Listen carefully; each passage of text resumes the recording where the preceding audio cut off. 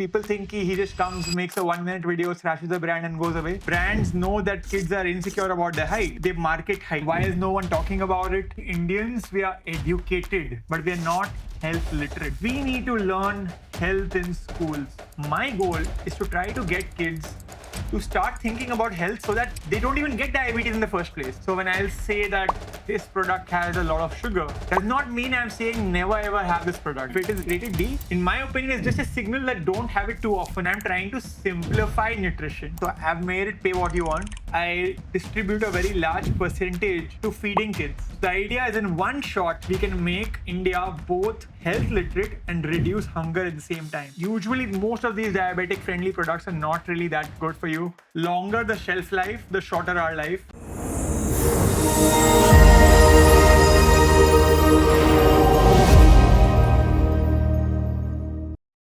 Hello and welcome to BergCast, the podcast where we have meaningful conversations around food and nutrition. Today we have with us someone very, very special. He is popularly known as the food farmer and also the food crusader of India. Revant, welcome to the show. Thank you so much for having me. Really excited to talk today. Amazing. So, Revant, you are a Wharton MBA graduate, had an amazing job over there.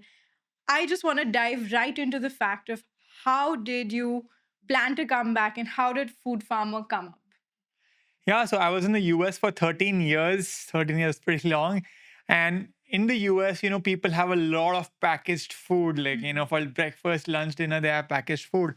And whenever I used to go to the grocery store, I used to be frustrated with what is offered there, brands lying to you openly and things like that. So I wanted to do something about it.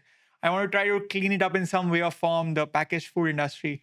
But instead of doing it in the US, I thought, why not come to India and try to do something in India because I'm from India. So I took a very, very major risk. 13 years I was in the US and I left that. I left my visa and like a lot of other like family in the US and things like that. Came to India just with the key. If you're trying to solve something, why not solve it where you're from?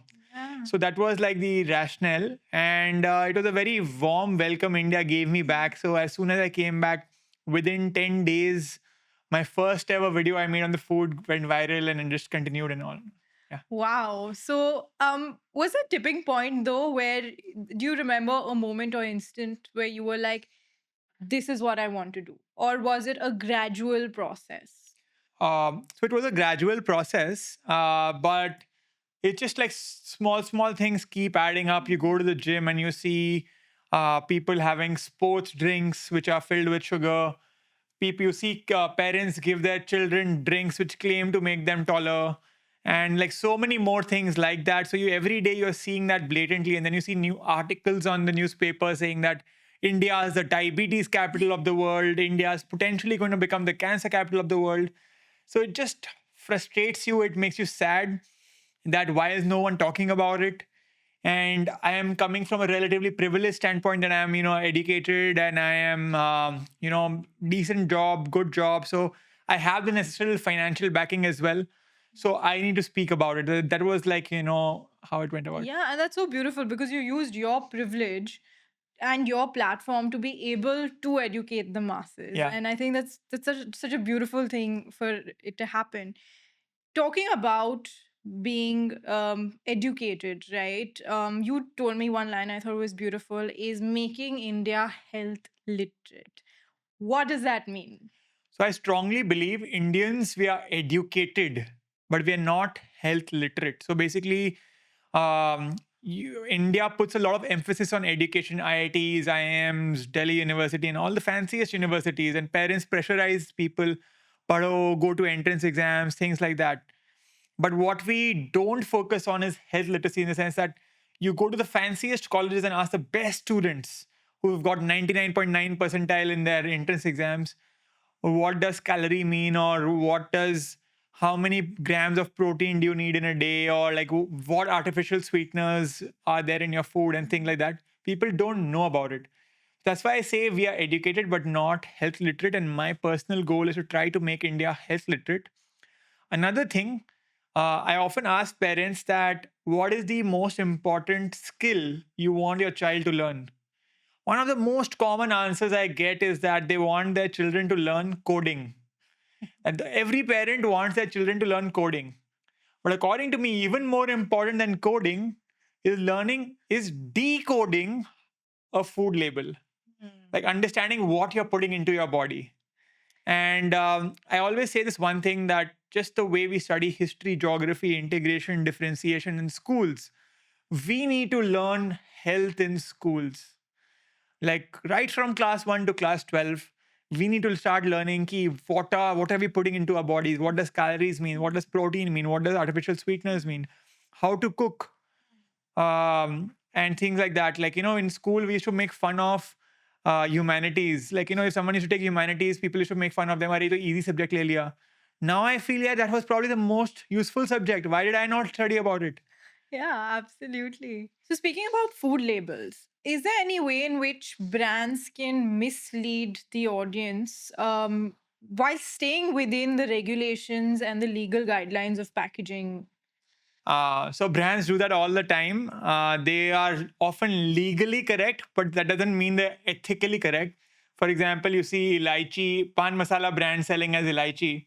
And in often many of the legal cases also, I get the brand say we are legally correct, we didn't do anything wrong. But I always reply that, I never said legally or incorrect. So, for example, I'll give you some what they do. One, so every package has two sides, the front and the back. The back is where the ingredient list and the nutrition label is there. And there they have to pretty much write the truth. So it's in the front of the pack where is all the marketing happens. And some of the marketing examples are: one, they often use the color green because we associate green with nature, herbs, farms, natural, and things like that. Healthy. Healthy. Yeah. So the same noodles brand, which is regular noodles, may be yellow, but the atta noodles may be green because we associate it with health. Two is they often trademark certain words. For example, they may trademark the word fresh, fresh ketchup, fresh paneer, fresh milk. It doesn't mean it's fresh. They've trademarked the word fresh. And you turn around the pack, it will say this is only a brand name or trademark. Another is brown bread. You turn around, you'll see it's white bread with brown color. Another one, which is very, very common, is that they often associate their products with milk or with roti.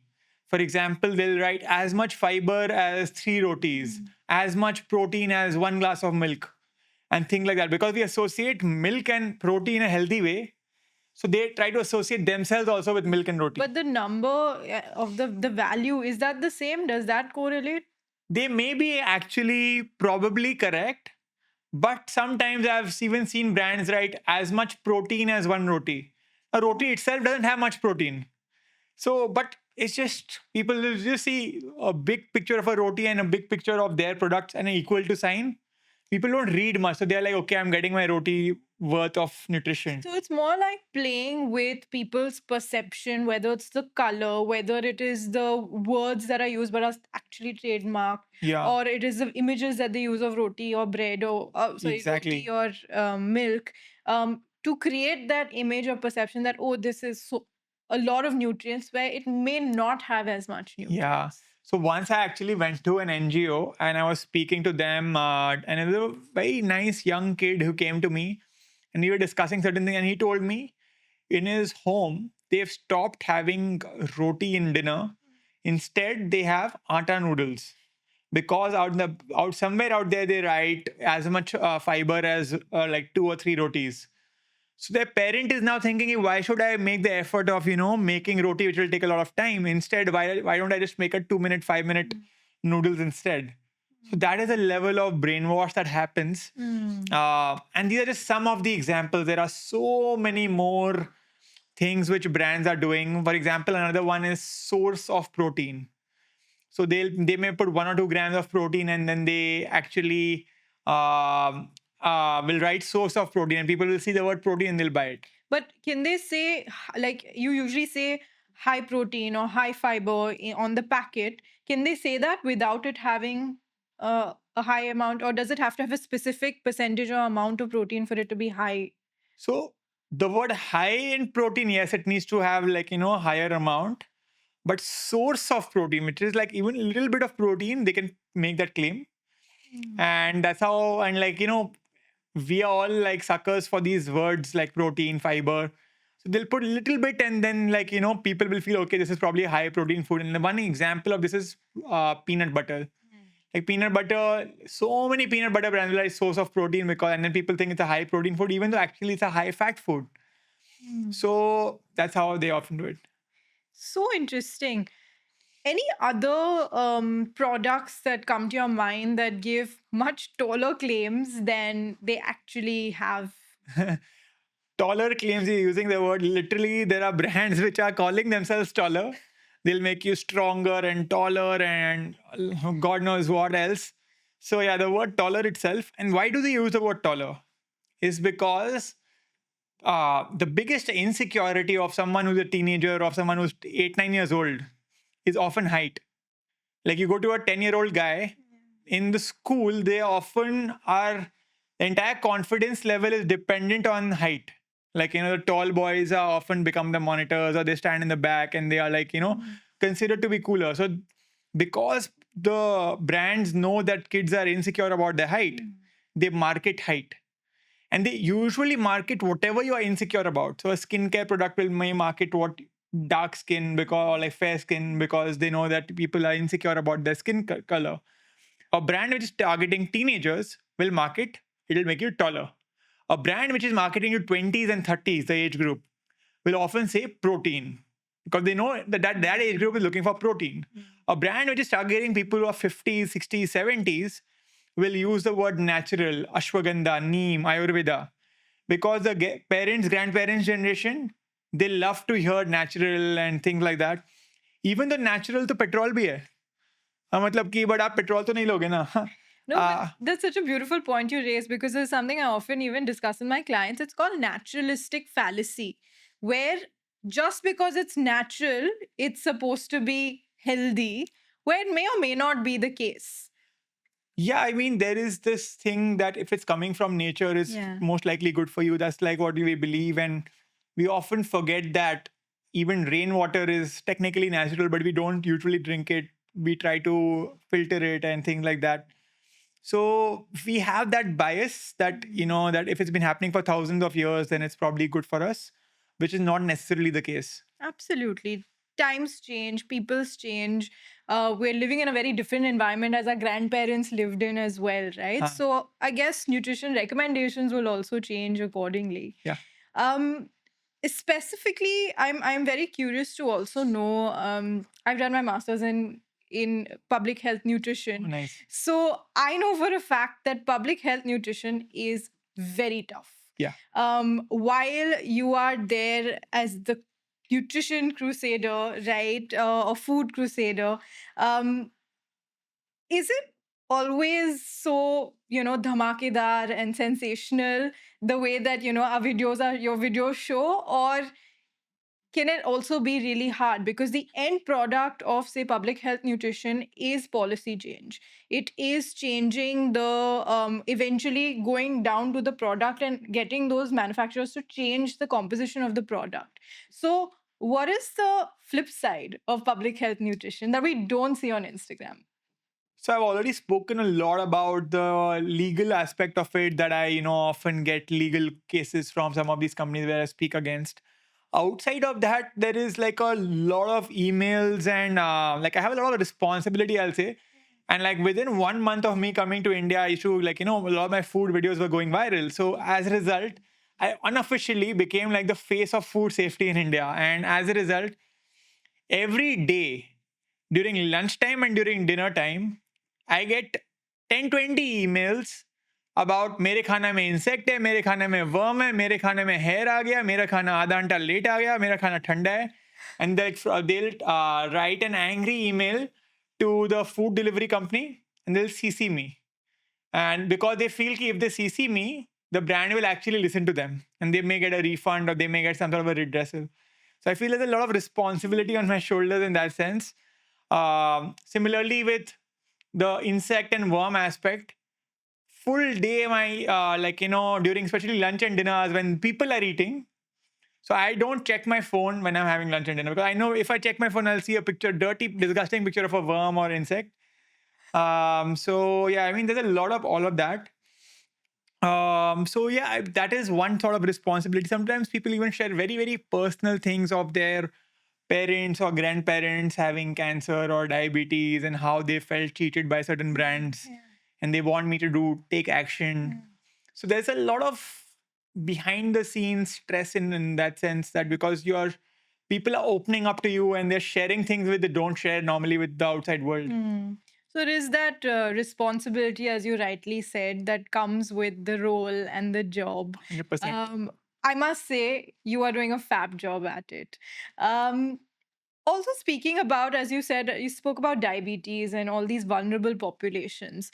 I feel they are the ones that feel it the most, or they are the ones at risk the most of this improper marketing. Because, say, for someone who has diabetes or insulin resistance, there are brands saying, this is diabetes friendly, or low sugar and things like that. How much of it is true, and how much of it can be true?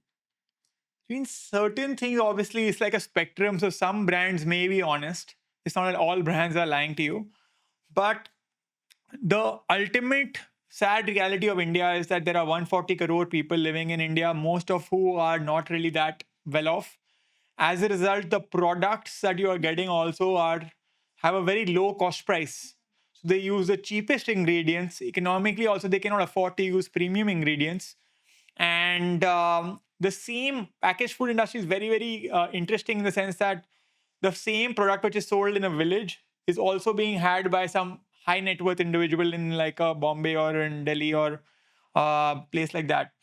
So usually with other things, sorry, I'm digressing a bit. Like when you are traveling in a car, the car which a rich person uses is very different from the vehicle which a not so well off person will use. But when it comes to packaged food, the super rich person and the not so rich person are using the same biscuit.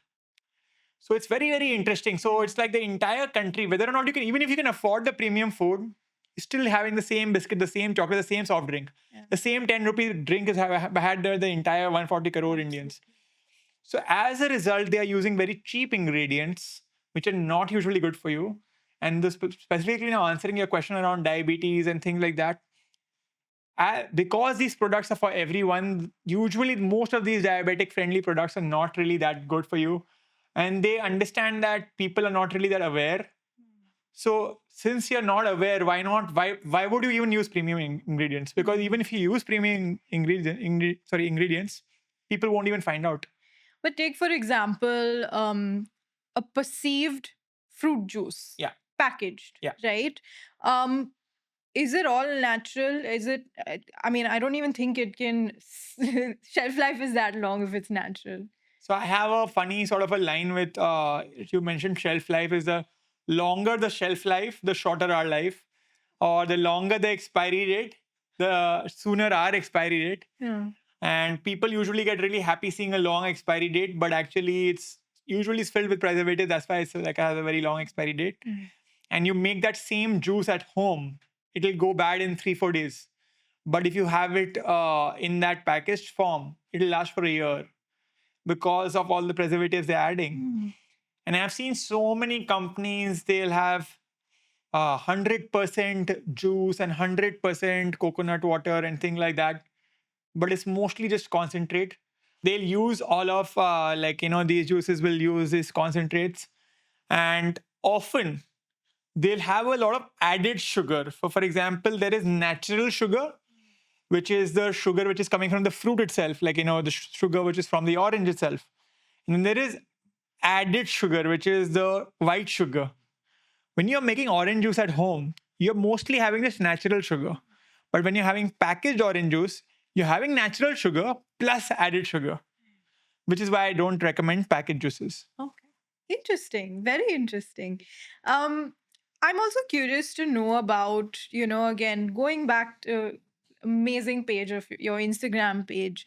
Um, very often the impression of short format media is that you just have to give one message and you have to give it very quickly and it has to be impactful. And when it comes to nutrition, and that's what we learn in nutrition school also, the nutrition is very nuanced, Yeah. right? It's very context dependent. Something that may not work for someone may be absolutely brilliant for someone else. Yeah. Have you faced that in your your messaging of nutrition as well? Yeah, it's very, very tricky. First of all, like you said, nutrition is very nuanced. And there are no two people I've ever met who agree on nutrition. You get the two best doctors, the two most qualified nutritionists. They'll disagree on the most basic things. For example, I was just having this glass of water. Someone will say you should drink 8 glasses of water a day. Someone will say you should have 3 liters of water a day. Someone will say you should have water only when you're thirsty. You should have more water in summer, less in winter. Water in itself, Yeah. people will not agree with, people will have different claims. Someone says, ki, don't drink water before lunch, after lunch, don't have water when you're standing. The point is, people, first of all, don't agree with each other. Second is that I personally am making mostly short form content, like 1 minute videos, and I'm trying to simplify nutrition such that even a kid who hates watching videos, who hates watching health related videos, will want to watch it. So when you simplify anything, of course, things will be taken out of context. So when I'll say that this product has a lot of sugar, does not mean I'm saying never ever have this product. But some people in the comment section will write, ban this product or don't ever give this product to your kid. I've never said that. It just creates a very, sometimes people perceive it as a very polarizing thing. Yeah, so that is a challenge. I myself have junk food. I myself also have packaged food sometimes. So it's just that sometimes all of that is lost in the context of a 1 minute video. And my only main goal is, usually, you mentioned diabetes, people get diabetes at the age of 40s, 50s, 60s. And once they get diabetes, then they start thinking about health. My goal is to try to get kids to start thinking about health so that they don't even get diabetes in the first place. If they start thinking about health from, when the age of 8, 9, 10, they may not even be in that scenario where they get. So because I'm catering to a kid, and if a kid is scrolling on YouTube, they will most likely stop at a video which has humor. So they'll stop at, videos of the comedy influencers and all of those people. They will not stop at a video of a doctor who's giving them gyan. Yeah. So how do I now get that 8-year-old kid to stop at my video and make sure he watches my entire video and still get something useful? So when I try to do that, of course, I will have to simplify things, which sometimes some people may take out of context, and some people may even call it fear mongering, or they may use certain terminologies.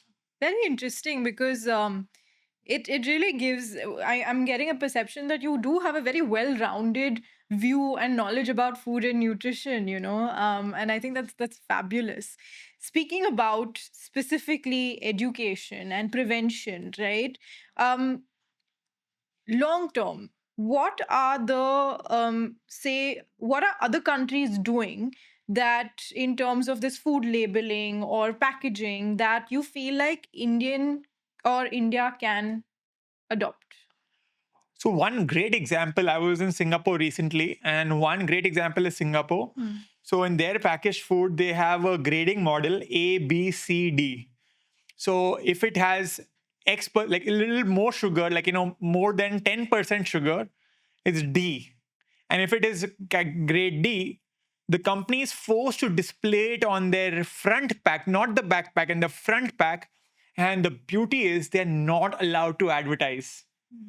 So if it has excess sugar, it will be rated D or C and things like that. And just imagine, as a customer, as a regular individual, you're going to a grocery store, you see the A, you're more likely to pick up that food. You see D, you're more likely to not pick up that food. So as a result, in a very easy way, you are encouraging people to pick up and adopt healthier habits. And you're penalizing the companies for putting in excess sugar. Fair, that's fair. I'm just playing the devil's advocate as well, where, and again, looking at, say, people who have eating disorders, disordered Yeah. eating, a skewed relationship with food, where they may perceive, say, this traffic signal or this ABC way of labeling as again polarizing or fear mongering, right? In the sense that D means cancel, can't eat, and then you have a unhealthy relationship with that food. So I'm wondering, is will that come into feature where like it just again becomes a very bifurcating into okay, this you can eat and this you can't eat, and we lose the nuance of it. So everything has obviously pros and cons. So even in a cigarette label, we write this product may cause cancer. So there are some people may say, oh, why are you writing that as well? And like, oh, we should not have that label as well. So everything has two sides of it.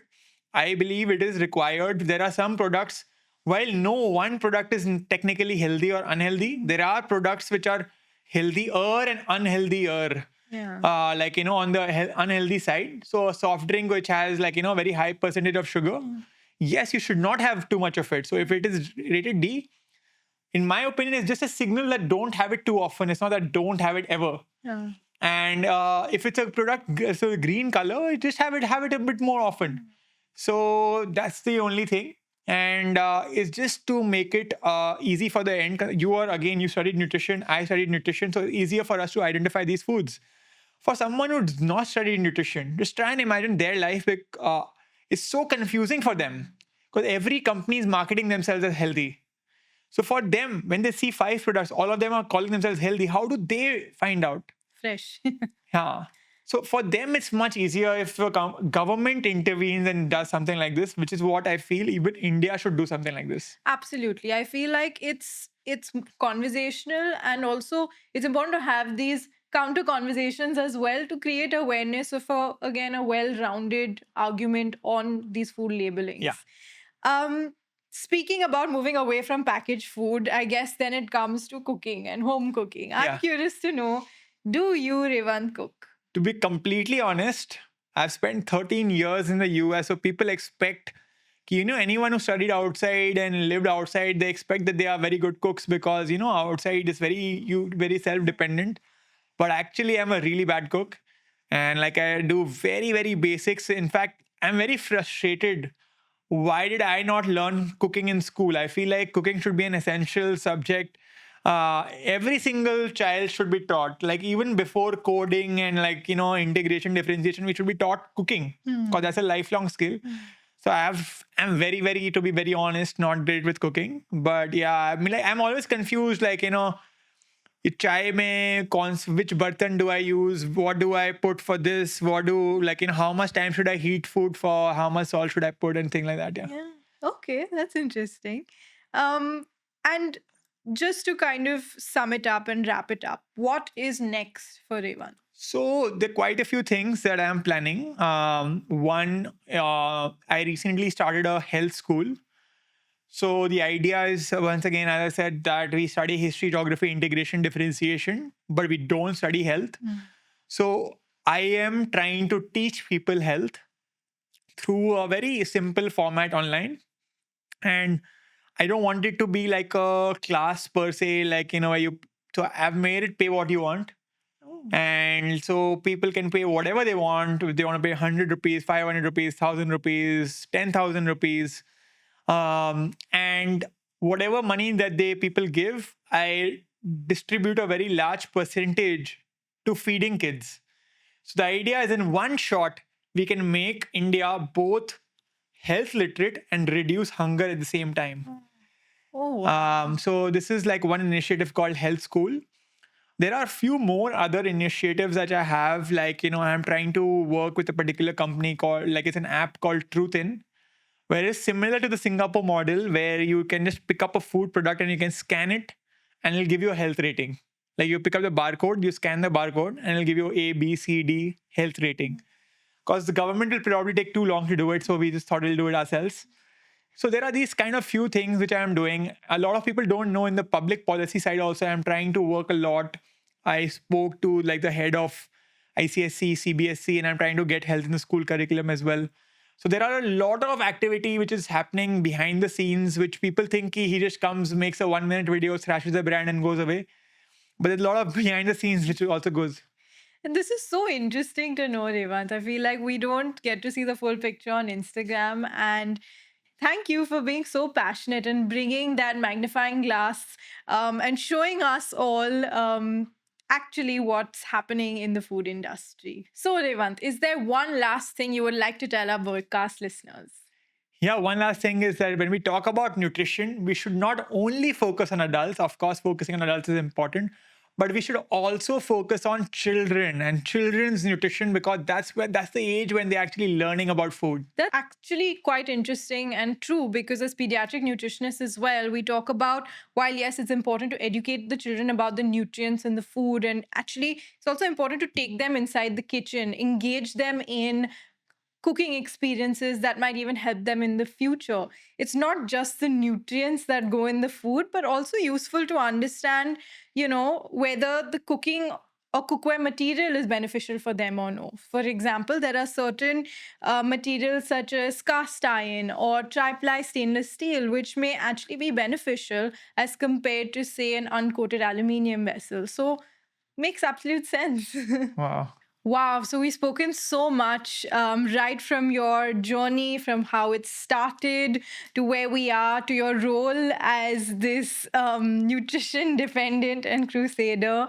We've also spoken so much about the awareness, right, when it comes to packaging, when it comes to reading labels, that scrutiny that we need, that inquiry or that little bit of inquisitiveness of like, is this actually right, what's being shown, or do I have to read the fine print? And thank you so much for drawing and showing us that there are all of these elements to also consider. Also, we spoke about your future plans. I think they're absolutely commendable. It's not easy practicing public health nutrition. It comes with its own set of obstacles, but I think you're doing such a fab job, Revan. Thank you so much for being India's savior more than anything else. Oh, thank you so much for having me. It was lovely talking to you and answering all your questions. Thank you so much. Thank you.